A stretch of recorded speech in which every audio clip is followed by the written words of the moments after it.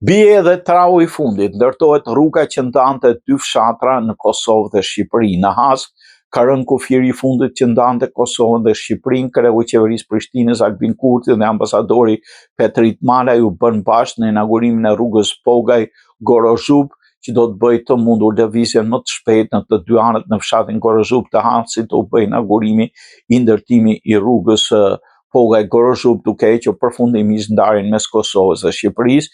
Dikur të dy fshatrat ndashin me tela me gjerman me krahun e hekur, ndërsa sot gjithçka është e lirë. Në këtë ceremoni mori pjesë dhe kryeministri I detyr I Kosovës Albin Kurti dhe ambasadori I Shqipërisë në Prishtinë Petrit Malaj. Ky kufi për dekada përfaqëson ndarjen mes Shqipërisë komuniste dhe Jugosllavisë, më vonë në regjimin serb Miloševićit u bë simboli I represionit ndaj shqiptarëve të Kosovës.